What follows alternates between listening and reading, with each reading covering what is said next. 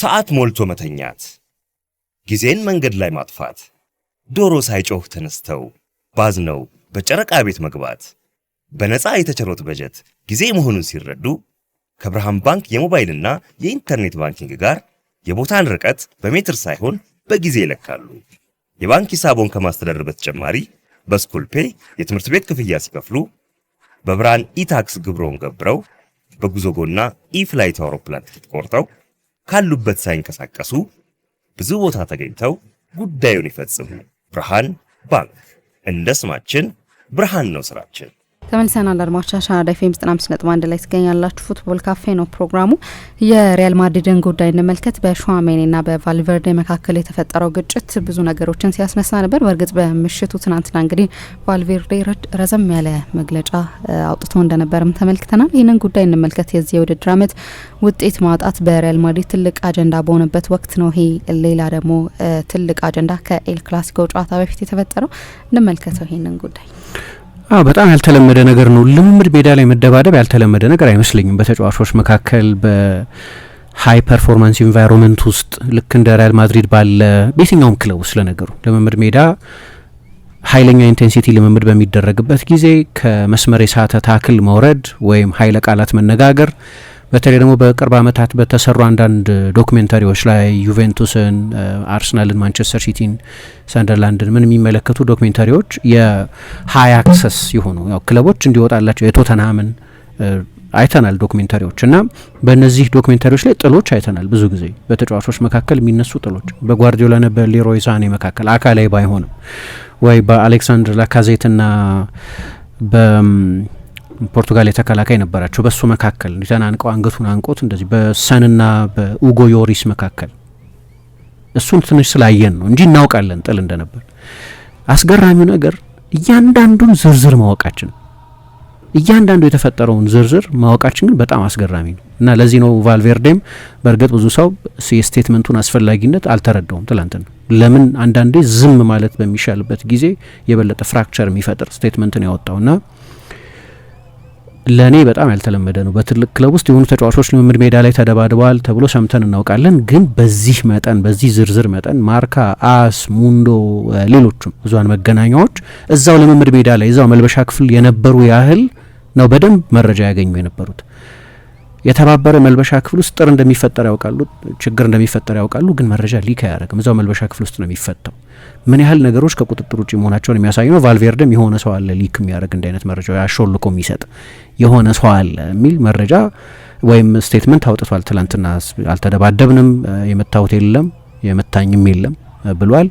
እሱ እንኳን እውነት አይመስለኝም። በጣም ኢሪፊዩተብል የሆኑ መረጃዎች ነው እየወጡ ያሉት እና የሪያል ማድሪድን መጥፎ አመት በድጋሚ የሚያጎላ ነው። ግን የበለጠ የችግሩ ከፍተኝነት የሆኑ ተጫዋቾች መሀል በልምምድ ሜዳ ላይ በተፈጠረ ኤክሰሲቭ ቻሌንጅ ምክንያት ብቻ የተፈጠረ አለመሆኑ ብቻ ሳይሆን በሪያል ማድሪድ መልበሻ ክፍል ውስጥ ያለውን ጠለቅ ያለ ክፍፍል የሚያሳይ መሆኑ ነው።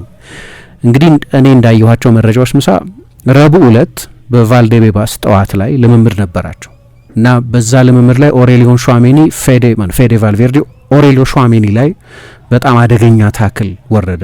በልምምድ ሜዳ ላይ ኦፍኮርስ ጠንካራ ልምምድ ነው የሚሰሩት፣ ግን ታክሉ ከኋላና ከዓለም ዋንጫ ውጪ ሊያደርገው የሚችል ሬክለስ ታክል ነበር። በጣም አደገኛ ታክል ነበር የወረደበት። ከዛ በኋላ ሁለቱ ተጫዋቾች መሀል በነገሩ ፈረንሳዊ ተጫዋች ደስተኛ አልነበረም። ስለዚህ ኃይለ ቃላትና ስድድብ ጀመሩ እና ተጫዋቾቹ በመሀል ገብተው ለጊዜው ነገሩ የረገበ መሰለ። ከዛ ሐሙስ ዕለት እንደገና ወደ ቫልዴቤባስ ለሌላ ቀን ልምምድ በመጡበት ጊዜ ሹዋሜኒ ሊጨብጠው ሞከረ እና ቫልቬርዴ ግን ሰላምታ ለተጫዋቹ የመስጠት ፍላጎት አልነበረውም እና እንደገና ኃይለ ቃል መነጋገር ጀመሩ ሁለቱ ተጫዋቾች። ቫልቬርዴ በድጋሚ ሹዋሜኒን ሰደበው እና ሹዋሜኒ በጥፊ ያለውና መጀመሪያ ገፍትሮ ካጠገቡ ዞር አደረገው አሉ። ይሄ የሆነው ግን መልበሻ ክፍል ውስጥ ነው። የመጀመሪያው ቀን ልምምድ ሜዳ ላይ ነበር ጥሩ የተነሳው። ሲገፈትረው ከጀርባ የነበረ ጠረጴዛ ላይ ወደቀና ራሱን ሳተ። ለዛ ነው ወደ ሆስፒታል የተወሰደው። አሁን ግንባሩ ላይ ብዙ ስቲች ያለው ሕክምናን የተደረገለት። ለጊዜው ግን ራሱን ስቶ ነበር ይላል ዴይሊ ማርካ ያወጣው መረጃ። ሆስፒታላይዝ የተደረገው ወደ ሆስፒታል የሄደው በዚህ ምክንያት ነው እና ከኤል ክላሲኮ ጨዋታ ውጪ መሆኑ ተረጋግጧል። ሪያል ማድሪድ እንዳለው የትራውማቲክ ብሬን ኢንጁሪ ገጥሞታል፣ ወይም ትራውማቲክ የሆነ ከፍተኛ የሆነ የጭንቅላት ጉዳት ገጥሞታል። በዚህ ምክንያት ከ10 እስከ 14 ቀን ከሜዳ መራቅ አለበት። ስለዚህ በኤል ክላሲኮ ጨዋታ ላይ አይሰለፍም ከማለቱ ባሻገር ሁለቱም ተጫዋቾች ላይ የዲስፕሊን ፕሮሲዲንግ ወይም የዲስፕሊን ቅጣት ተጫዋቾቹ ላይ ለማስተላለፍ የገንዘብ ይሁን የጨዋታ ይሁን የምን እንደ ማርካ አይነት ብዙሃን መገናኛዎች ደግሞ እንደሚሉት ሪያል ማድሪድ በነገሩ የክለቡ ምስል ጠልሽቷል ብሎ ስላመነ የልምምድ ሜዳ የሁለት ተጫዋቾች ጠብ ነው ብቻ ብሎ አላለፈውም። አስቸኳይ ስብሰባ ተጠርቷል በሪያል ማድሪድ ውስጥ ይህንን ጉዳይ በተመለከተ ውይይት ለማድረግ። እሱ ብቻ ሳይሆን አንዳንድ የሪያል ማድሪድ የቦርድ አባላት ሁለቱም ተጫዋቾች ይሸጡ በቶሎ የሚል አቋም አላቸው። የሪያል ማድሪድ ምስል ጎድፏል፣ ስለዚህ እነዚህ ተጫዋቾች ቆይተው ከሚሰጡት ጥቅም ቢሸጡ ይሻላል የሚል አቋም ጭምር፣ ራዲካል አቋም ጭምር። ሪያል ማድሪድ በእንዲህ አይነት አልተራክሽን በእንደዚህ አይነት የልምምድ ሜዳ የለየለት ድብድብ የፋይት ክለብ ተብሎ መገለጽ የለበትም። ስለዚህ ሁለቱም ተጫዋቾች መልቀቅ አለባቸው የሚል አቋም ያላቸው ሰዎች አሉ። ግን ቢያንስ የዲሲፕሊን ቅጣት ግን ሁለቱም ተጫዋቾች ላይ ይተላለፋል ተብሎ ነው እንግዲህ የተነገረ ያለው እና ሰዎች ከአንድ ነጠላ ክስተት በላይ ጠለቅ ያለ ችግር አድርገው የሚያዩት ለዚህ ነው። አመቱን ሙሉ የነበረ ከሻቢ አሎንሶ የአሰልጣኝነት ወራት ጀምሮ የተስተዋለ እና የመልበሻ ክፍሉ ለሁለት ተከፍሎ የቆየበት ሻቢ አሎንሶን የሚደግፉ እና ከሻቢ አሎንሶ በተቃራኒ የነበሩ ተጫዋቾች በሚል ለነገሩ በጊዜውም ሲነገር ነበር። እንዲህ አይነት ክፍፍል አለ በመልበሻ ክፍል ውስጥ እየተባለ ይጠቀስ ነበር እና ፎር ኤንድ አጌንስት አሎንሶ የሆኑ ተጫዋቾች ነበሩ።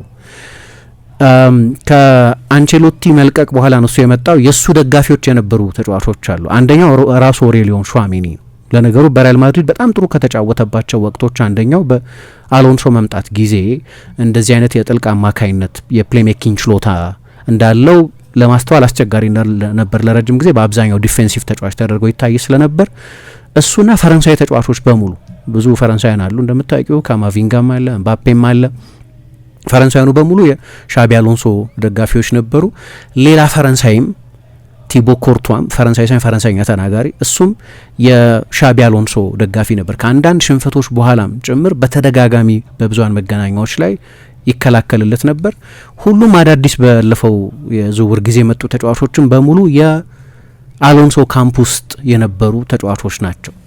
የተወሰኑ ተጫዋቾች ምናልባት የበለጠ ገነን ያለ ስም በዛኛው ካምፕ በእርግጥ ኤምባፔ ያለ፣ ግን የበለጠ ገነን ያለ ስም ያላቸው እንደ ቪኒሲየስ ጁኒዮር እሱ እንኳን የሚታወቅ ነው፣ እንደ ጁድ ቤሊንገም እና ፌዴ ቫልቬርዴ አይነቶቹ ተጫዋቾች ደግሞ ከአሎንሶ በተቃራኒ የነበሩ ናቸው እና ዋናው ቅሬታቸው ኮቺንጉ በስቷል፣ የቪዲዮ አናሊሲስ በስቷል፣ የቪዲዮ ዝግጅት ትንተና በስቷል፣ ኮቺንግ በስቷል፣ ማሰልጠን በስቷል የሚል አቋም ያላቸው ናቸው እና ጁድ ቤሊንጋም ደግሞ የውድድር ዘመኑ ሲጀመር እንደምታስታውሹ የዓለም የክለቦች ዋንጫ ላይ ከተሳተፈ በኋላ ቀዶ ሕክምና አድርጎ የውድድር ዘመኑን የመጀመሪያዎቹን 6-7 ሳምንታት ገደማ አልተጫወትም እና እንደተመለሰ ግን ከጉዳት እንደመጣ ግን ወደ መጀመሪያ አሰላለፍ ውስጥ አልገባም። አሰልጣኝ አሎንሶ ያን የበለጠ አርዳ ጉለርን ነበር ይጠቀምበት የነበረውና እንደመጣሁ መጀመር አለብኝ፣ እንደመጣሁ መሰለፍ አለብኝ የሚል አቋም ነበረው። አርዳ ጉለር እያገኘ ያለው ፕሮሚነንስ ወይም አርዳ ጉለር የኔ ተፎካካሪ ነው ብሎ አያምንም። በእርግጥ እኔ እንዲያውም አሎንሶ እሱን ማጫወቱ በዛ የማድሪድ ደርቢ ላይ ገና በተሟላ ፊትነስ ላይ ስላልነበር ማለት ነው ትልቅ ስህተት ነበር። ምክንያቱም 5-2 ተሸነፉ፣ በቶሎ ነው ቀይሮ ያስወጣው። ግን ከዛ አስቀድሞ መሰለፍ ነበረብኝ የሚል እምነት ነበረው። ፌዴ ቫልቬርዴ ራሱ ደግሞ ብዙ ጊዜ ፌዴ ቫልቬርዴ እንደ ጠበኛ ተጫዋች የሚቆጠር አይደለም አይደለም፣ ደንበኛ የቡድን ተጫዋች ነው። ወይም እንደዚህ አይነት ከአሌክስ ባዬና ጋር ተጣልቶ ያውቃል። ግን ከሌላ ቡድን አባል ያኔ ባዬና አሁን በአትሌቲኮ ማድሪድ የሚጫወተው ተጫዋች የቪያሪያል ተጫዋች ነው የነበረው። እሱ የበለጠ ግላዊ ጠብ ነው የነበረው። ግን በጠቅላላው በጠበኝነት የሚታወቅ ሳይሆን የትም ቦታ ተጫወት ሲባል ያለማጉረምረም ለሪያል ማድሪድ 5-6 ቦታዎች ላይ ያለ ቅሬታ የተጫወተ በሁሉም አሰልጣኞች በዚዳንም በአንቸሎቲም ይወደድ የነበረ ተጫዋች ነው። ግን ሌሎች አሰልጣኞች ላይ ተናግሮት የማያውቀውን ነገር ተናገረ። ከካይራት አልማቲ ጨዋታ በፊት ወደ ማዕከላዊ እስያ ከመሄዳቸው በፊት የመጨረሻ ልምምድ ላይ ትሬንትና ካርቫሃል ተጎድተው ነበር። ስለዚህ የቀይ መስመር ተከላካይ ሆነ ትጫወታለህ ሲለው በጣም ጠንካራ ቅሬታና ትችት ብቻ ሳይሆን እኔ የተወለድኩት የቀይ መስመር ተከላካይ ሆኜ ለመጫወት አይደለም፣ መስከረም ላይ ነው የውድድር ዘመኑ እንደተጀመረ እንደዛ አለው። በኋላ አነሳዋለሁ የቫልቬርዴን ሁኔታ በተመለከተ። ግን እዛ ጨዋታ ላይ አሰልጣኙ ሌላ ተጫዋች ተጠቀመ። አይ ቲንክ አሴንሲዮን ቀኝ መስመር ተከላካይ አድርጎ አሰለፈ እና በሁለቱ መካከል በአሎንሶና በፌዴ ቫልቬርዴ መካከል የነበረው ግንኙነት ጥሩ አይደለም። ሌላ አራተኛ ተጫዋች አለ በአሎንሶ ደስተኛ ያልነበረ ፍራን ጋርሲያ ይባላል። እሱ ደግሞ እንዴት አልቫሮ ካሬራስ ከኔ ቀድሞ ይሰለፋል የሚል ቅሬታ ነበረው። አልቫሮ ካሬራስ አዲስ መጤ የድሮ የሪያል ማድሪድ አካዳሚ ተጫዋች የነበረ በኋላ ወደ ማንቸስተር ዩናይትድ የሄደና መጨረሻ ላይ ማንቸስተር ዩናይትድ ወደ ቤንፊካ የሸጠው ተጫዋች ነው። እሱ ከኔ ቀድሞ መሰለፍ የለበትም የሚል እምነት ነበረው እና ይሄ ኢምፕሎዥን የቆየ ነው። አሁን መጨረሻ ላይ በእንደዚህ አይነት መንገድ ማኒፌስት አደረገ እንጂ በተጫዋቾቹ መካከል የነበረው ልዩነት ሲነገር የነበረ የመልበሻ ክፍል ስንጥቃትና ሌሎች ሃይ ፕሮፋይል ክስተቶች አመቱን ሙሉ የነበሩ ናቸው።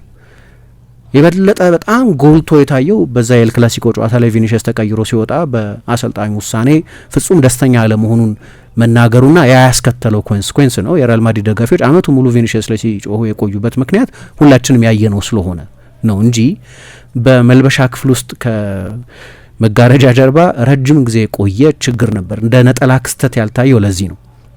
የውድድር ዘመኑ ሲጀመር ሪያል ማድሪድ ከዛ የአትሌቲኮ ማድሪድ ሽንፈት በስተቀር ቢያንስ በውጤት እኔ በጨዋታ ስታይልም እላለሁ ግን ቢያንስ በውጤት በጣም የተዋጣለት አጀማመር ነበር ያደረገው። ከመጀመሪያዎቹ 13 ጨዋታዎች 12ቱን አሸንፎ ነበር የጀመረው። በመሀል የገባው ጥቁር ነጥብ ያ የአትሌቲኮ ማድሪድ ሽንፈት ነው። አይ ቲንክ ለእኔ ይሄም አጣልቷቸዋል ነገሩ። ፌዴ ቫልቬርዴንና አሎንሶን አነሷሉ ያልኩት አንደኛው እሱ ነው። በቃ ስንፍና አሳይተናል፣ የአቲቲዩድ ችግር አለ ምናምን ብሎ ፌዴ ቫልቬርዴ ሲናገር ይሄ ሲምፕሊስቲክ ነው፣ በጣም ስትራክቸራል ችግር ነበረብን እዚህ ጨዋታ ላይ የሚል እምነት ነበረው አሎንሶ እና በዚህ ምልልስም ደስተኛ አልነበረም። አይ የወኔ ችግር ነው፣ በፍላጎት የመጫወት ችግር ነው የሚል እምነት ነበረው ፌዴ ቫልቬርዴ። አሎንሶ ደግሞ አይ ስትራክቸራል ችግር ነው፣ ደግሞ ያው ከኳስ ውጪ ባለ ትጋት በጣም ጥብቅ አቋም እንዳለው ይታወቃል አሎንሶ። በዚህም የሀሳብ ልዩነት ነበራቸው። ግን ሁሉም ነገር መፈራረስ የጀመረው ከዛ የኤል ክላሲኮ ጨዋታ በኋላ ነው። ትልቅ ሞመንት መሆን ሲገባው ሪያል ማድሪድ አምና 4ቱንም ጨዋታዎች በኤል ክላሲኮ ተሸንፏል። ሆኖ አያውቅም በሪያል ማድሪድ ታሪክ በአንድ አመት 4 ኤል ክላሲኮች ተሸንፎ አያውቅም። አንዳንዶቹ ለሪያል ማድሪድ አይነት ትልቅ ኢንስቲትዩሽን የሚያሸማቅቁ አይነት ሽንፈቶች ናቸው። 4-0 አይነት ሰፋፊ ሽንፈቶች ነበሩበት። 4ቱንም ጨዋታ ነው የተሸነፉት። 4ቱንም ጨዋታ ዶሚኔት ተደርገዋል። ምናልባት ከተቀራረበ የኮፓ ዴል ሬ ፍጻሜ ጨዋታ ላይ ነው ኮምፒቲቲቭ የነበረው እንጂ ከዛ ጨዋታ በስተቀር በአብዛኛው ባርሰሎና ፍጹም ዶሚኔት አድርጎ ነው እነዛን ጨዋታዎች ያሸነፈው እና አሸነፉ። በዚህኛው የውድድር ዘመን በጣም ጥሩ ተጫውተው ነው ደግሞ ያሸነፉት። በጣም ጥሩ ተጫውተው ግን ቪኒሲየስ ያንን ሁኔታ ካየን በኋላ ሰዎች በቃ አደገኛ ምልክት እንዳለ የተገነዘቡት ያን ጊዜ ነው። በቃ ተጫዋቹ ተቀይሮ ወጥቷል። 10 ምናምን ደቂቃ ነው የቀረው ጨዋታው ላይ ሪያል ማድሪድ ውጤቱን ፕሮቴክት የሚያደርግበት ጊዜ ነው። አሰልጣኙ ታክቲካዊ ምክንያት ነበረው ያንን ለውጥ ሲያደርግ እና አይተን እናውቃለን አይደለም። ትልልቅ ተጫዋቾች ተቀይሮ ሲወጡ አሰልጣኞች ጨዋታ ፕሮቴክት ለማድረግ በማሰብ የቪኒሲየስ ሪያክሽን ግን ለቅቄ ይወጣሉ ክለቡን የሚል ነው። እንግዲህ ይሄ ኦክቶበር ላይ ነው ሲዝኑ ማነው ሚድ ኖቬምበር ላይ ነው ገና ሲዝኑ 3ኛ ወር ላይ ነው ያለው። ሪያል ማድሪድ እንዳልኩት ከአንድ ጥቁር ነጥብ በስተቀር በላሊጋውም በቻምፒየንስ ሊጉም በተዋጣለት ሁኔታ ነው የውድድር ዘመኑን በውጤት የጀመረው። ከዛ ድል በኋላ በ5 ነጥብ ይመራ ነበር ላሊጋውን፣ በ5 የነጥብ ርቀት ይመራ ነበር። ግን ከዛ ማግስት ጀምሮ የነበረውን ውይይት ብታይ በስፔን ብዙሃን መገናኛዎች ይዘገብ የነበረውን ዘገባ ብታይ አንደኛ እለቃለሁ አለ። በቀጥታ ወደ መልበሻ ክፍል ገባ። በኋላ ይቅርታ ጠየቀ። በምክንያት ነው ይቅርታ የጠየቀው። ግን ሻቢ አሎንሶን በፒአር ስሌት ምክንያት ሆን ብሎ አሰልጣኙን ይቅርታ ጠየቀ። የሆነ ሰው ኦፌንድ ከተደረገ በዛ ሁኔታ አሰልጣኙ ነው ኦፌንድ የተደረገው። ይቅርታ መጠየቅ ያለበት የሆነ ሰው ካልሆነ ይቅርታ ጠይቂ። የሆነ ሰው መጠየቅ ካለበት ይቅርታ የሚጠየቀው መቼስ አሰልጣኙ ከአሰልጣኙ ጋር ነው ያ ክስተት የተፈጠረው። አንዱ ማሳያ ነው ግን መልበሻ ክፍል ውስጥ በአሰልጣኙ ደስተኛ ያልሆኑ ተጫዋቾች ለመኖራቸው ግን አንድ ማሳያ ነው። ይሄን ብዙ ተነጋገርንበት ያን ሰሞን ከኤል ክላሲኮ በኋላ ሪያል ማድሪድ እንዴት ጥሩ ተጫወተ የሚለው ጉዳይ ዋና አጀንዳ መሆን በነበረበት ጊዜ ከዛ በኋላ ሪያል ማድሪድ ተመሳሳይ ቡድን መሆን አልቻለም። በጭራሽ አመት ሲዝኑን በሙሉ ተመሳሳይ ቡድን መሆን አልቻለም። የአሰልጣኙ ኦቶሪቲ ጥያቄ ምልክት ውስጥ ገባ ብቻ ሳይሆን ብዙ የስፔን ብዙሃን መገናኛዎች እንደሚሉትና በርካታ የሪያል ማድሪድ ደጋፊዎች እንደሚያምኑት ያው በቤርናቤ ያለውን ስሜት በማየት ያንን መገንዘብ ይቻላል። ከዚህ በፊት አንድ ፖል ይዤ መጥቼ ነበር። እዚህ ማርካ የሰበሰበው አንድ ፖል ነበር። ማን ነው ዋና ችግር ብላችሁ የምታምኑት በሪያል ማድሪድ ውስጥ ተብሎ የወጡ ፖሎች ነበሩ። የሪያል ማድሪድ ማድሪዲስታ የሆኑት እዛ ማድሪድ ያሉት ደጋፊዎችን አቋም ነው የምለው እኔ ያላቸው አቋም ተጫዋቾቹ ላይ ነው በአብዛኛው ትኩረቱ የነበረው። እንዲያውም ፕሬዚደንቱ ላይ ፍሎረንቲኖ ፔሬዝ ላይ የመጨረሻው ችግር አድርገው የጠቀሱት አሰልጣኙን ምክንያቱ ምንም ይሁን የሻቢ አሎንሶ ሁኔታ አልሰራም። ለነገሩ መጀመሪያም ጥርጣሬ ነበር። ሪያል ማድሪድ በጣም ስኬታማ ያደረገው ካልቸር እስካሁን ድረስ ስታር ጋላክቲኮ ሜንታሊቲ ነው። ጋላክቲኮ የሚለውን አገላለጽ ፍሎረንቲኖ ፔሬዝ ከመጡ በኋላ ተጠቀሙበት እንጂ ሪያል ማድሪድ ሁል ጊዜም ቢሆን የአሰልጣኞቹ ክለብ የአሰልጣኞቹ ቡድን ሆኖ አያውቅም። በአብዛኛው የስታር ተጫዋቾቹ ቡድን ነው። ይሄ ከ1950ዎቹ መጨረሻ ከአጋማሽ ጀምሮ ሪያል ማድሪድ በቃ ትልቅ ዶሚናንት ፎርስ መሆን ከጀመረበት ከ1950ዎቹ በኋላ ነው ሪያል ማድሪድ ኃይል መሆን የጀመረው እና ከዛ ጊዜ ጀምሮ የገናና በዛ ዘመን የነበሩ ትልልቅ ስመጥር ተጫዋቾች ቡድን የነበረው ሪያል ማድሪድ እና አሎንሶ ደግሞ ቴክኖክራቲክ አሰልጣኝ ነው። ሀይሊ ቴክኒካል አሰልጣኝ ነው። ሞደርን ነው። የራሱ ጠንካራ ሜተድ አለው። ሀይለኛ የጨዋታ ፕሪንሲፕሎች አሉት። ይሄ የሚሰራ ጥምረት ነው ወይ የሚል ጥርጣሬ ነበረው። ለዚህ ነው ቲፒካል የሪያል ማድሪድ አሰልጣኝ አይደለም። ምንም እንኳ ሪያል ማድሪድን አብጠርጥሮ የሚያውቅ ቢሆንም የሪያል ማድሪድ ተጫዋች የነበረ የሪያል ማድሪድ ታዳጊ ቡድንን በማሰልጠን የጀመረ ስፓኒሽ መልበሻ ክፍሉን በሚገባ የሚያውቅ ቢሆንም ግን ሪያል ማድሪድ የፈለገው የሆነ አይነት ኮቺንግ ነው በዛ ጊዜ ወይም የሆነ አይነት ማሰልጠን ያስፈለገው መስሎ ነበር። ምክንያቱም አንቼሎቲ ላይ በሰራ ጊዜ በጣም የተደነቀ ግን አልሰራ ሲል ደግሞ ይተች የነበረው አንደኛው ነገር ይሄ ሉዝ የሆነ የማኔጅመንት ስልታቸው ነው። ስለዚህ አሁን ጠበቅ ማድረግ ያስፈልጋል፣ ዲስፕሊን ያስፈልገናል፣ የሜዳ ውስጥ ታክቲካዊ መታወቂያ ሪያል ማድሪድ የሚጫወትበት ስልት ይሄ ነው ተብሎ የሚጠቀስ ሜቢ እንደ ኤንሪኬ ፔዤ አይነት የበለጠ ቲም መሆን አለበት የሚል አቋም ስለነበራቸው ነው ያመጡት።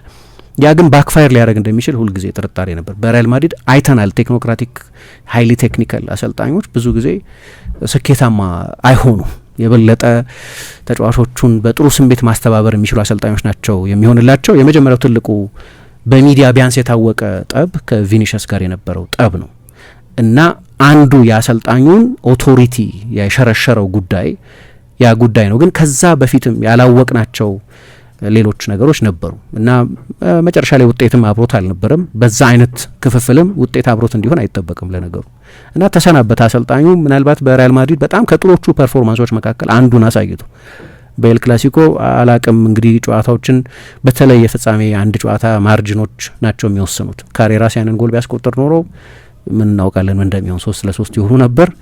3-2 ነው ግን የተሸነፉት። በጣም ጥሩ ተጫውተው በልብ ተጫውተው በትልቅ ሞቲቬሽን ተጫውተው ነው ጨዋታው ግን የተሸነፈው። ሪያል ማድሪድ ከዛ ጨዋታ በኋላ ነው አሰልጣኙን ያሰናበተው።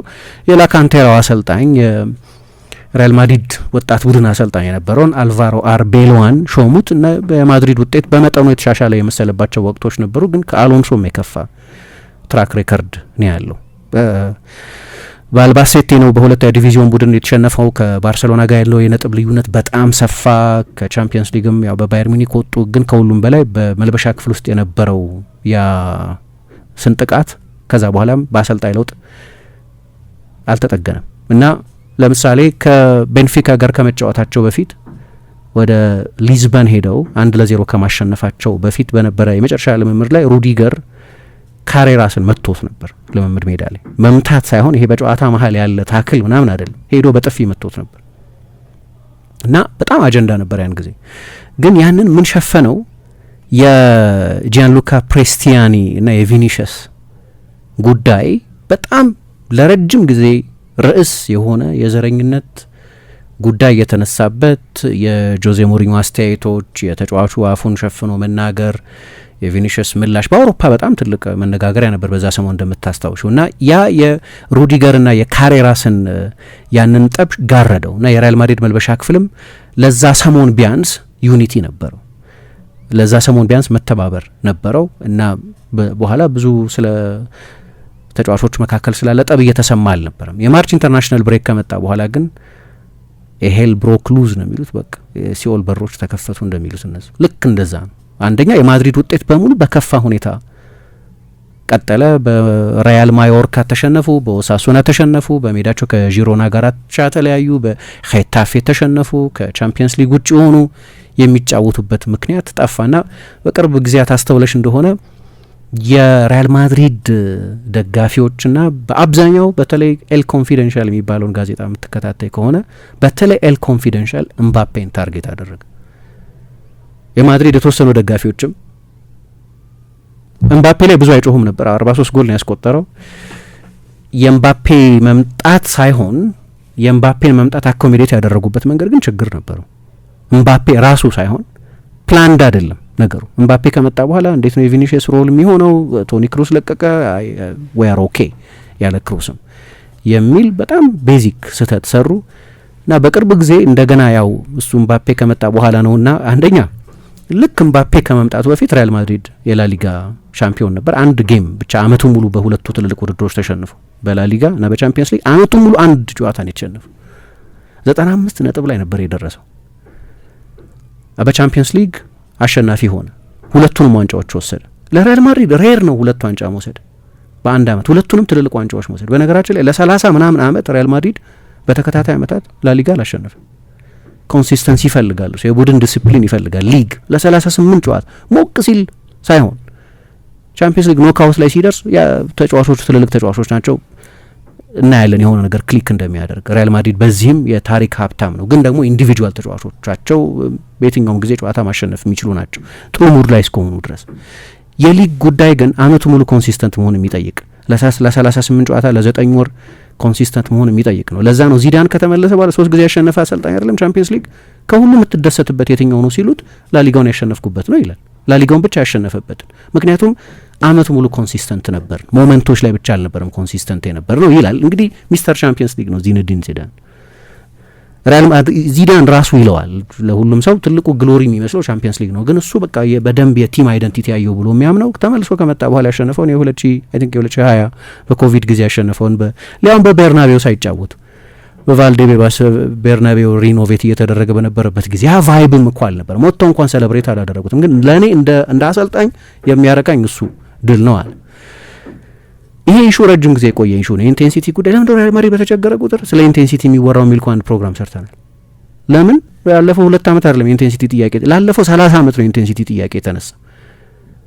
ሪያል ማድሪድ በተቸገረ ጊዜ ይሄ ጥያቄ ይነሳ ነበር። ምክንያቱም ያንን አመቱን ሙሉ የሚያስኬድ ሲሪየስነስ ሪያል ማድሪድ ላይ አንዳንድ ጊዜ አታይም።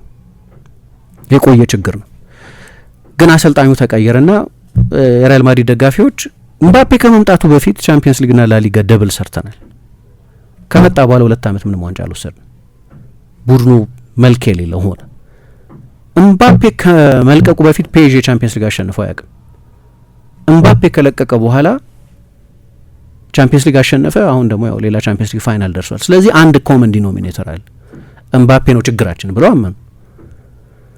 አናሊቲካል ነው አይደለም ሌላ ክርክር ሆኖ፣ ግን እንደዚህ ብለው የሚያምኑ የሪያል ማድሪድ ደጋፊዎች ብቅ ብቅ ማለት ጀመሩና ባለፈው ለመጀመሪያ ጊዜ ኤምባፔ ላይ ተጮኸበት። ታርጌት የነበረው ለአሎንሶ መሰናበት ምክንያት የነበሩ ተጫዋቾች ላይ ነው፣ ወይም ናቸው ተብለው በሚታመኑ ተጫዋቾች ላይ ነው፣ በዋነኝነት ቪኒሺየስ ላይ። ግን ቤሊንጋም እና ቫልቬርዴም ያ ፉጨት ተቃውሞ ደርሶባቸው ነበር።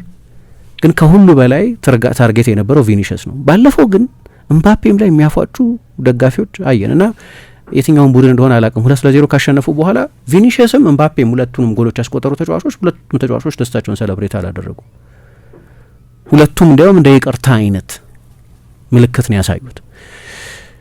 ስለዚህ አርቤሏ መምጣትም በመምለሻ ክፍል ውስጥ የነበረውን ቅድም ያልኩትን ፍራክቸር፣ በተለይ ደግሞ ውጤት በጠፋ ጊዜ ያው ተወቃሽ ይፈልጋል። ለዚህ ምክንያት ተደርጎ የሚጠቀስ ሰው ይኖራል። ውጤቱ አለመኖሩ ደግሞ ስኬታማ አለመሆናቸው ሜዳ ውስጥ የበለጠ ነገሩን ምንድነው አባባሰው እና በቅርብ ጊዜ ምን እየሰማን ነበር? ካርቫሃል በአሰልጣኙ ተናዷል። የመጨረሻ ሲዝኔ እንደሆነ ያውቃል እና የአውሮፓ ዋንጫ ደርሷል። አሁን ሪያል ማድሪድ ምንም ያጣው ነገር የለም እኔን ቢያሰልፍ። የአውሮፓ ዋንጫ ላይ ለመጫወት ያለኝ እድል በእነዚህ ጥቂት ጨዋታዎች ላይ የዓለም ዋንጫው ላይ በእነዚህ ጥቂት ጨዋታዎች ላይ የምሰለፍ ከሆነ ነው የሪያል ማድሪድ ሌጀንድ ነኝ ብሎ ያምናል። አሰልጣኙ ደግሞ በፍጹም ኢግኖር አድርጎት አሁን ትሬንትን ብቻ ነው የሚያጫውተው እና በዚህ ደስተኛ አይደለም። ዳኒ ሴባዮስ ትልቅ ስታር አይደለም፣ ግን ነን ኮሚኒኬሽን ያለኝ ከሱ ጋር አለ፣ ምንም አንነጋገርም አለ። ከሱም ጋር ችግር አለ። አሴንሲዮ ለምንድነው ለሳምንታት ከቡድኑ ውጭ የተደረገው የሚለውን የሪያል ማድሪድ ተጫዋቾች መረዳት አልቻሉም። ለከዋክብቱ ነው ያደለው ይሄ ሰውዬ የሚል ቅሬታ ያላቸው ብዙ የሪያል ማድሪድ ደግሞ ተጫዋቾች ነበሩ። በቅርብ ጊዜ ያንን እንሰማ ነበር። ስለዚህ መልበሻ ክፍል ውስጥ የነበሩ ግንኙነት በሙሉ ስብርብር ነው ያለው። በዚህኛው ሰውዬ መምጣትም ሊቀረፍ አልቻለም። በአልቫሮ አርቤሎ መምጣት ሚስትረስት አለ በተጫዋቾቹ መካከል። እንዲያውም አንድ ኤልሙንዶ የሚባል ጋዜጣ ምን ይላል? ሪያል ማድሪድን ቫልዴቤባስን የባትል ግራውንድ ሆኗል ይላል። ጥሉ በየጊዜው የሚታይ ነው። አሁን እንደዚህ በጣም መስመር ስቶ ታየ እንጂ አመቱን ሙሉ በብልሽ ያደረገ የቆየ ችግር አለ በተጫዋቾች መካከል በፍጹም ጤናማ ግንኙነት የለም ብሎ አሁን እንዲያውም ይሄ ጎሪላ ዋር ነው ብሎ ነው የገለጸው። እና በቅርብ ጊዜ ለዚህ ጋዜጣ የነገረ መረጃ አለኝ የሚል ሰው ለሪያል ማድሪድ መልበሻ ክፍል ቅርብ የሆነ ምናልባት የመልበሻ ክፍሉ አባል የሆነ ተጫዋች ኤጀንት ይሆናል ብለሽ መጠርጠር ትችላለሽ። ብዙ ጊዜ እንደዛ ነው የሚወጣው ሊክም ያደረገው። ምሳሌ አንዱ ተጫዋች ኤጀንት አለ እና በመልበሻ ክፍል የሚደረገውን ነገር ከዛው ከፈርስት እንትን ነው የሚሰማው ዊትነስ ነው የሚሰማው እና ለአንዱ ጋዜጣ ይሾልካል ወይ እንደዛ ወይ አንዱ የኮቺንግ ስታፍ አባል ወይ አንዱ ተጫዋች ወይ ጋዜጠኛ ጓደኛ ይኖረዋል ወይ እንደዚህ በዛ መንገድ ነው የሚወጣው። እና ምን ይላል በዚህ አሁን ባለንበት ጊዜ በሪያል ማድሪድ መልበሻ ክፍል ውስጥ አንዱ ሰው አንዱንም አያምነው የሚል ሚስትረስት ነው ያለው መልበሻ ክፍል ውስጥ ምንም አይነት መተማመን የለም።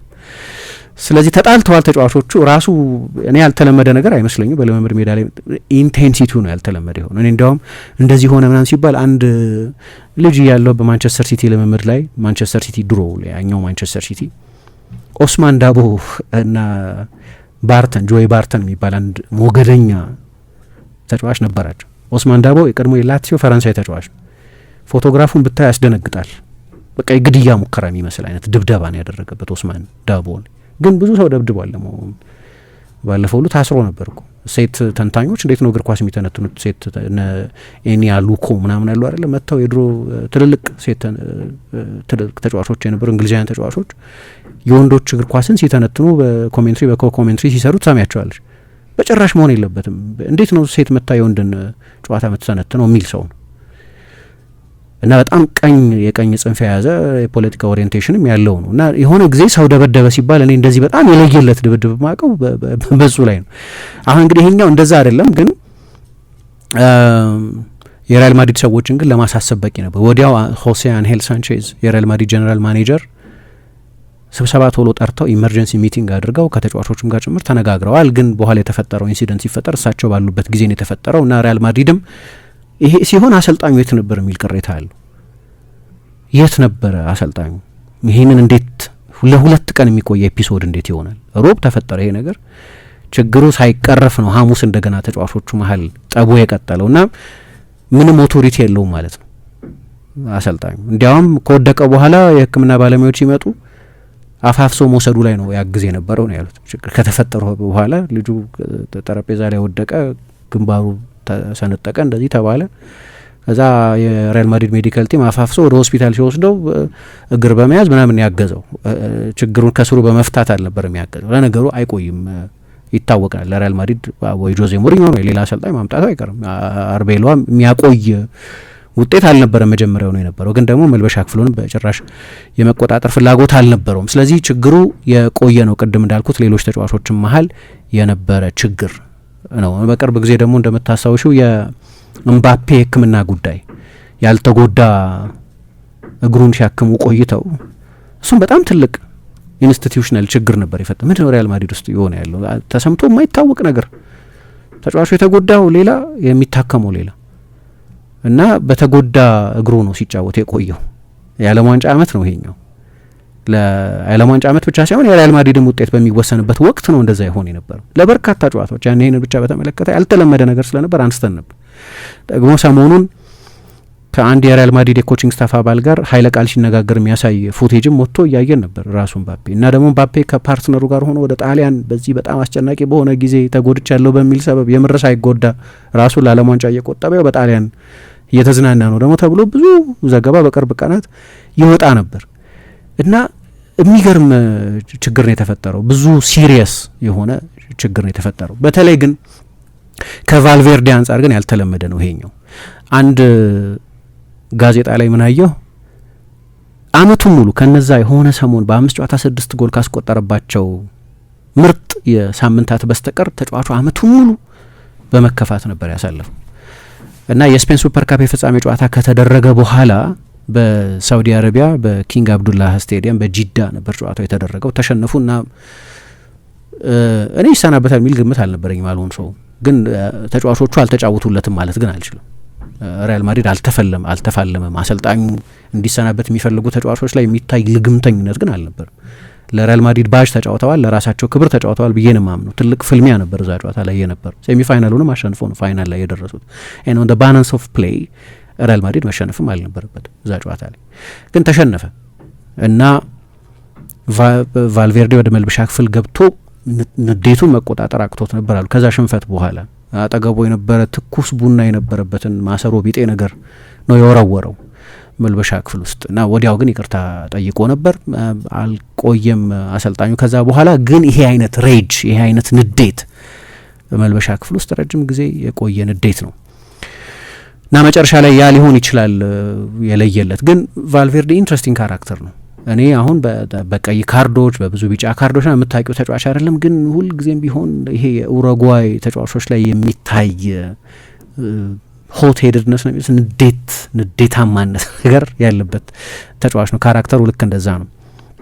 ግን ከዚህ በፊት ብዙ ጊዜ የሚወራበት ነገር አሁን ዝም ፌዴ ቫልቬርዴ ብለሽ ፌዴ ቫልቬርዴ ኤንድ ብለሽ አሁን ጉግል ላይ ወይም ክሮም ላይ የሆነ ቦታ ሰርች ብታደርግ ኤን አሌክስ ባዬና ብሎ ነው የሚያመጣው። በጣም ብዙ ሰርች ስለተደረገ ነው እንደዛ ሪኮመንድ የሚያደርገው የጉግል ምናምን አልጎሪዝም። ያ ነው በጣም ትልቅ ግጭት ውስጥ ከቶት ነበር ተብሎ የሚታወቀው ነገር። እሱ ግን ገና ያልተወለደ ልጄ ላይ ተሳልቋል ብሎ ባለቤቱ በእርግዝናዋ ጊዜ ኮምፕሊኬሽን ነበራት እና ሜዳ ውስጥ ተናገሩ በዚህ ጉዳይ ላይ ያቅ ነበር እንግዲህ ይህንን ነገር ተጫዋቹ ሜዳ ውስጥ ተነጋገሩ ምናምን እጠብቅሃለሁ አለው እና ቀጥታ የፓርኪንግ ሎት ላይ ሄዶ ቪያሪያል አውቶቡስ የሚቆምበት ቦታ ላይ ሄዶ ነው አውጥቶ የደበደቡ ከአውቶቡስ ውስጥ ጎትቶ አውጥቶ በቃ በዛ ነበር ይታወቅ የነበረው እንጂ በአብዛኛው ግን ይሄም በጣም ሴንሲቲቭ የሚያደርግ ነገር ነው ለነገሩ በጊዜው። ከዛ ውጪ ብዙም ይታወቅ አልነበረም እና አሁን ግን በዚህ ውድድር ዘመን ግን በተለይ ከአሎንሶ ጋር ያ ችግር ተፈጠረ እና ትላንትና ያው በጣም ይቅርታ ጠይቃለሁ ይሄ የተፈጠረው ነገር እኔንም ጎርቶኛል፣ ግን ሪያል ማድሪድ በጣም አስቸጋሪ ጊዜ ውስጥ እያሳለፈ በመሆኑ ምክንያት የተጠራቀመ መከፋት ግን አለ ብሏል። በተጠራቀመው መከፋት ምክንያት ነው እንዲህ አይነት ነገር ትላንትና ያወጣው ስቴትመንት ላይ ይላል። እኔ ደግሞ ለሪያል ማድሪድ ግድ ይለኛል፣ ኢንዲፍረንት መሆን አልችልም ማለት ግድ የለሽ መሆን አልችልም እንዲህ አይነት ነገር ሲፈጠር። ለዛ ነው ይሄ የተፈጠረው። ግን ሪያል ማድሪድ ምንም አይነት እርምጃ መውሰድ ቢፈልግ ተባባሪ ነኝ፣ ለ2 ሳምንት መጫወት አልችልም እሱ ተነግሮኛል። ግን ሪያል ማድሪድ ምንም አይነት ውሳኔ ለመወሰን ቢፈልግ አስፈላጊ ነው ብሎ ያመነውን እርምጃ መውሰድ ቢፈልግ ተባባሪ ነኝ ብሎ ነው የጻፈው። እንግዲህ ብዙ ስቲቾች አንዳንዶቹ 10 ምናምን ስቲች ነው ግንባሩ ላይ ያለው ብለዋል። ገፍትሮት ነው የወደቀው የሚሉ ሰዎች አሉ። እሱ ደግሞ አይ ማንም ገፍትሮኝ ሳይሆን በቃ በአጋጣሚ ነው የወደቅኩት ጠረጴዛ ላይ ሚል አስተያየት ሰጥቷል። ሸዋሜኒም አይቀርለትም ይሄ ዲሲፕሊን ጉዳይ፣ ምክንያቱም ሁለቱም ተጫዋቾች የተሳተፉበት በመሆናቸው ምክንያት ነው እና እኔ በተለይ በዝርዝር እንዲህ አይነት ነገር መታወቁ ነው ችግር ነው ብዬ ማምነው። ለስፔን በጣም አስቸጋሪው ነገር ይኸው አትሰሚም ሌላ ሀገር ስለ ማንቸስተር ዩናይትድ የሚዘግብ ሚዲያ ታያለሽ። ማንቸስተር ኢቭኒንግ ኒውስ ለምሳሌ የማንቸስተር ጋዜጣ ስለሆነ ስለ ማንቸስተር ዩናይትድና ስለ ማንቸስተር ሲቲ ይዘገባል። የስፖርት ጋዜጣ እኮ አይደለም፣ ባክ ፔጅ ዘገባ ነው። እንግሊዝ ሀገር ለምሳሌ የፍሮንት ፔጅ ጉዳይ አይደለም እግር ኳስ ለብዙ ጋዜጦች። ሊቨርፑል ኤኮ የሊቨርፑል ሁለቱን ክለቦች በተመለከተ ነው የሚዘግበው የሊቨርፑል ጋዜጣ ስለሆነ። ግን ሊቨርፑል ኤኮን ፕሮ ሊቨርፑል አትዩም፣ ማንቸስተር ኢቭኒንግ ኒውስን ፕሮ ሲቲ ወይ ፕሮ ዩናይትድ አትዩም። በቃ ዘገባ ነው የሚሰሩት በጂኦግራፊ መነሻ። ማድሪድ አስ ምናምን ግን የማድሪድ ልሳን ምናምን ነው የሚባሉት እና ከክለቡ ጋር ያላቸው ቁርኝት ወይም ኤልሙንዶ ስፖርት የባርሰሎና ልሳናት እንደሚባሉት ማለት ነው። እናም መረጃ ያፈተልካል፣ ብዙ ጊዜ ላይናፕ ሳይቀር ያፈተልካል። ለዛ ነው በቼልሲ ባለፈው ኩኩሬያ ነው መረጃ ያሾለከው። ኩኩሬያ ሳይሆን የኩኩሬያ ጸጉር ቆራጭ ነው ያሾለከው ተብሎ ሲነገር በእንግሊዝ አንኮመን ነበር። በስፔን ግን የተለመደ ሞሪኞ እኮ ማነው አይጡ እያሉ ሲፈልጉ ነበር። እንደዚህ ያሾለከ የኔን ላይናፕ የሚሰጠው ቀድሞ እያሉ በመጨረሻ ላይ አንዱን ተጫዋች አገኙት። ያን ተጫዋች አንተን አይደል ብለው ማለት ነው። እና ሁልጊዜ እንደዚህ አይነት ችግር አለ። አሁን ግን በዝርዝር ልምምድ ሜዳ ላይ ሁሌ ጥሪ ይኖራል ብዬ አስባለሁ። ግን በጣም ትልቅ ቲያትር ሆነ እና እንግዲህ አመቱ በችግር ነበር ለዚህ ተጫዋች የጀመረው። ቅድም እንዳነሳሁት ከካይራት ጨዋታ በፊት ወደ ካዛኪስታን ሄዱ እና አንዳንድ ያልተለመዱ ነገሮች አሳየ። አንደኛ አልጫወትም ቀኝ ተከላካይ ሆኜ አለ ብሎ አያውቅም። ቀኝ ተከላካይ ሆኜ አልጫወትም ብሎ አያውቅም ለማንም አሰልጣኝ። ምርጫው እንዳልሆነ የታወቀ ነው፣ ራሱም ይናገራል። ምርጫ አይደለም የቀኝ መስመር ተከላካይ ሆኜ መጫወት ይላል። ግን ዚዳን አጫውቶታል እዛ ቦታ ላይ። ዚዳን ነው እንዲያው መጀመሪያ ያጫወተው፣ አንቼሎቲ ያጫውተውታል። እና የትኛው ነው የቫልዴ ቫልቬርዴ መደበኛ ቦታ የትኛውም ቦታ አይደለም። ምክንያቱም ሁሉም ቦታ ነው የሚጠቀሙበት። በጣም ዩዝፉል የሚያደርገው በጣም ጠቃሚ ያደረገው እሱ ነው። ግን ችግር ይሆናል አንዳንድ ጊዜ። አንድ አርቲክል እያየው ነበር በቀደም ለዞቦዝ ላይ እንስጋ ወይ ዲፋይንድ የሆነ ቦታ ስለሌለው በቀደም ስለ ሩኒ በመጠኑ ይሄን ነገር ሳነሳ ትልቅ ተጫዋች ሆኖ ያሳለፈ ቢሆንም ሜቢ ከበለጠም ትልቅ ሊሆን ይችል ነበር ዲፋይንድ የሆነ ቦታ ቢኖረው ኖሮ ለቡድን ኮዝ ሲባል የዚህ ቦታ ተጫዋች ሲባል ይጫወታል። ምናልባት በቅቶት ይሆናል ቫልቬርዴ ና አይ ከዚህ በኋላ አልጫወትም እኔ የቀኝ መስመር ተከላካይ ሆኜ ልጫወት አይደለም እሺ የተወለድኩት ምናምን አለው ለመምድ ሜዳ ላይ እና ከዛ በኋላ ነው በቃ ሌላ ተጫዋች እዛ ጨዋታ ላይ ያሰለፈው አሰልጣኙ። ግን እዛ ጨዋታ ላይ ከሱ ያልተጠበቁ አንዳንድ ጸባዮች አሳይቶ ነበር። ተጠባባቂ ወንበርም ይሁን ጨዋታ ይጀምር አንድ ተጫዋች ሰርክሉ ይለይ ይሆናል እንጂ ከጨዋታ ፊት ሁሉም ተጫዋች ያሟሙቃል። ሁሉም ክለቦች ላይ ያለ ሁሉም ተጫዋች ያሟሙቃል እና አላሟሙቅም አለ እና ተጠባባቂ ወንበር ላይ ነበር። ከዛ ሁሉም ካሜራ እያየ እንደ ደግሞ ሪያል ማድሪድ ትልቅ የፖለቲካ ኢንስቲትዩሽን በይኩ እያንዳንዷ ነገር ስክሩቲናይዝ የምትደረግበት እያንዳንዱ ተጫዋች በሶሻል ሚዲያ ላይ የሚያደርገው እንቅስቃሴ ሁሉ ትርጉም የሚሰጥበት ምናልባት በዓለም ላይ የሪያል ማድሪድን ያህል ትልቅ ትኩረት የሚያገኝ ክለብ የለም። በክለቡ ሳይዝ ምክንያት የዓለም ትልቁ ክለብ ስለሆነ ሊሆን ይችላል እና እያንዳንዷ ተጫዋች በተለይ ካሜራዎች የካሜራ ሌንሶች በሚያርፉበት ቦታ የሚያሳየው ምልክት ተጫዋች ተቀይሮ ገብቶ ተጠባባቂ ወንበር ላይ ከተቀመጠ በኋላ እየደጋገሙ የሆነ አይነት መልእክት ከፊቱ ላይ ለማንበብ እኮ ነው ትክ ብሎ የሚያዩት። ደግሞ በእንግሊዝ የማታየው አይነት በተጫዋቾች መካከል በጨዋታ ላይ ምን ተነገረ የሚለው ትሰሚያለሽ። በከንፈር አንባቢ ኤልቺሪንጊቶ አምጥቶ ያስተነትናል እና እዛ ጨዋታ ላይ አሎንሶ ሁለተኛ አጋማሽ ላይ ቀይሮ ላይ ያስገባው ፈለገና 5 ናቸው 6 ልጆች አብረው የሚያሟሙቁ ልጆች ነበሩ። አንድ ላይ ያሟሙቃሉ የተለመደ ነው። እሱም እጁን አጣጥፎ ከኋላው አላሟሙቅም አለው። አሁን ብዙ የተለመደ አይደለም እንዲህ አይነት ጸባይ ከቫልቬርዴ እና ያኔ በቃ በጣም አነጋጋሪ ርዕስ ሆነ። ግን ችግሩ ያኔም ድጋፉን ክለቡ ያሳየው ለተጫዋቹ ኮንሲኩዌንስ አልነበረውም። አልጫወትም ማለት ነው አላሟሙቅም ማለት አንደኛ አልጫወትም እዛ ቦታ ላይ ከሞላ ጎደል እንደ መብት ላይ ይችላል። አንድ ተጫዋች ፈቃደኛ ከሆነ ነው እዛ ቦታ ላይ የሚጫወት። በእርግጥ አሰልጣኝ የፈለገ ቦታ ያጫወተኝ የሚሉ ብዙ ተጫዋቾች ትሰሚያለሽ። አልጫወትም አለ እና ቅድም ያነሳሁት የሜትሮፖሊታኖ 5-2 የተሸነፉበት ጨዋታ ላይ ደግሞ ጨዋታውን በተሸነፉበት ሁኔታ ላይ የአመለካከት ልዩነት ነበራቸው። አቲቲዩድ ነው ችግሩ ብሎ ያምናል አሎንሶ። አይ አቲቲዩድ ብቻ ብለን ልናልፈው አንችልም፣ ስትራክቸራል ችግር ነበረብን፣ ኑዋንስድ መሆን አለበት። ሲምፕሊስቲክ ነው ወይም ይሄ ቀላል ትንተና ነው። በቃ ዛሬ ወኔ ስላልነበረ እንደተሸነፍ ነው ማለት ቀላል ትንተና ነው። ስለዚህ መሆን የለበትም። ምንድነው ለምን እንደተሸነፍ ነው የሚለውን ቴክኒካዊ አስተያየት መመርመር አለብን የሚል አቋም ነበረው። በዚህም ተነጋገሩ ተባለ። መልበሻ ክፍል ውስጥ በቃ ሲምፕል አስተያየት ነው ወኔ ብቻ ብለን አናሳበው የሚል እምነት ነበረው። ስለዚህ ነበረው ከአሰልጣኙ ጋር የሚታወቅ ልዩነት ነበረው እና ያኔ በዚዳንና በአንቸሎቲ ጊዜ የእሱ ካምፕ የሚባል አይደለም ኤጀንቶቹ ምናምን እሱን የሚወክሉ ለእሱ የሚሰሩ ሰዎች ያሉበት ካምፕ አይ ተጫዋቹ እዚህ ቦታ ላይ መጫወት የለበትም የሚል ሪዘርቬሽናቸውን በተደጋጋሚ ለሪያል ማድሪድ አቅርበዋል። ግን ተጫዋቹ ራሱ ለአሰልጣኞቹ እዚህ ቦታ ላይ አልጫወትም ብሏቸው አያውቅም። ለአሎንሶ ግን ብሎታል እና ባለፈው የሴልታ ቪጎን ጨዋታ ካስታወስሽ ከሲቲ ጨዋታ በፊት የነበረው ጨዋታ ላይ ነው ለመጀመሪያ ጊዜ የሪያል ማድሪድ ደጋፊዎች ማን ላይ እንደሚጮሁ ለይተው አሎንሶ ያ ጌም የሲቲ ጌም መሰናበቻ ይሆናል ተብሎ ነበር ይጠበቅ ነበር። ተሸነፉ ግን ጥሩ ተጫወቱ ተባለና ትንሽ በአሰልጣኙ ላይ የሚቆይ በአሰልጣኝነት ኃላፊነቱ ላይ የሚቆይበት እድሜ ተጨመረለት። ግን ከዛ ጨዋታ በፊት የነበረው ስሜት ከሴልታው ጨዋታ በኋላ ሊሰናበት ይችላል የሚል ነበር። ግን በሴልታው ጨዋታ ላይና በሪያል ማድሪድ ጨዋታ ላይ መካከል 2-3 ቀን ያለው እና በዚህ ጊዜ አዲስ አሰልጣኝ ማምጣት ጊዜው በጣም አጭር ስለሆነ አሎንሶ ይቆይ በሚል አሰምሽን ነው ከሞላ ጎደል ይቆይ እና ግን እዛ የሴልታ ጨዋታ ላይ ነገሮች ሁሉ እየጦዙ ስለነበር የሪያል ማድሪድ ደጋፊዎች መዘገቡና ወይም ቂም ያዙባቸው የሆኑ ተጫዋቾች ላይ ገና ተጫዋቾቹ ሜዳ ሳይገቡ የሪያል ማድሪድ ላይንአፕ በስቴዲየም ውስጥ ባለ ሜጋፎን ሲነገር ለይተው የሶስት ተጫዋቾችን ስም ለይተው ጮሁ። በዋነኝነት ቪኒሽስ ላይ፣ ቀጥሎ ቤሊንጋም ላይ። ቤሊንጋም በአሎንሶ ጉዳይ ላይ የቪኒሽስ አባሪ ነው የሚል አቋም ስላላቸው ከዛ ቫልቬርዴ ላይም የተፈጠረው ይሄ ኤፒሶድ በወቅቱ ተወርቶ ስለነበር ለአሰልጣኙ የታዘዘ አይደለም የሚል አስተያየት የሪያል ማድሪድ ደጋፊዎች ስለነበራቸው ወይም ፕሬሱ ያንን ፊድ ስላደረጋቸው ያንን ነው የሚያውቁት።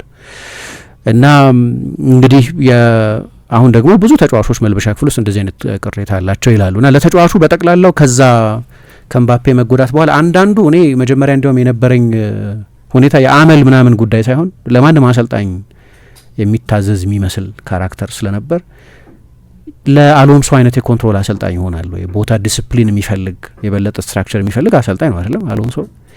ቫልቬርዴ ደግሞ መለቀቅ የሚፈልግ አይነት ተጫዋች ነው። ሜትሮች ወሰነሽ የምትሰጪው አይነት ተጫዋች አይደለም። ያንን በአንቸሎቲም በዚዳንም ጊዜ የሚሰጥ አይነት ነጻነት የሚፈልግ አይነት ተጫዋች ነው የነበረው እና ራሱም የሆነ ጊዜ ከጄራርድ ጋር ይመሳሰልብኛል የሚል አስተያየት ሰጥቶ ነበር። ጄራርድ ታላቅ ተጫዋች የመሆኑን ያህል ለቤኒቴዝ ግን በታክቲኩ በኩል አስቸጋሪ ነበር። ለዛ ነው ጥልቅ አማካይ አድርገው ተጠቅሞበት የማያውቁት። ሲጀምር እኮ ጥልቅ አማካይ ነበር። አሁን ኤሊየት አንደርሰንን ይመስላል ምናምን ሲሉት ሰሚያለሽ አይደል? ይመስለኛል ኤሊየት አንደርሰን በመጠኑ እሱ የሆነ የሚቀራረብ ቁጥራቸው ብቻ ሳይሆን ቁመታቸው የወታደር የሚመስል የጸጉር ቁርጣቸው ምናምን ብቻ ሳይሆን እንትናቸውም ተመሳሳይ ነው። ቴክኒካል ፕሮፋይላቸው በመጠኑ ይሄኛው ፓሰር ነው። ግን የጀራርድ ችግር የነበረው የቦታ ዲሲፕሊን ነው። ቤኒቴዝ ለዛ ነው በቃ ነጻነት ሰጥተው ለማጫወት አሎንሶንና ማሼራኖን ወይ ሃማንና አሎንሶን ይጠቀሙ የነበሩት እና አመሳሰለው ከሱ ጋር። እኔ እንዲያውም በዚህ በታክቲካዊ ምክንያት ምናልባት ለአሎንሶ የሚሆን ቲፒካል ተጫዋች ላይሆን ይችላል የሚል ግምት ነው የነበረኝ። ግን በባህሪም አልተግባቡም ሁለቱ እና የማድሪድ ደጋፊዎች የሚወዱት ተጫዋች ቢሆንም ግን ከሪያል ማድሪድ ሁለተኛ አምበል አሁን እንዲያውም በካርቫሃል አለመኖር ምክንያት ዲፋክቶ አምበል ነው ማለት ሜዳ ውስጥ ብዙ ጊዜ ስለሌለ ቴክኒካሊ እሱ ነው አምበል እና ከማድሪድ አምበል እንዲያውም የበለጠ በምሳሌ መምራት በሚያስፈልግበት ጊዜ ነው እንዲህ ያደረገው የሚል እምነት ነበራቸው። ግን ማድሪድ በድጋሚ የወገነው ከተጫዋቹ ጋር ነው።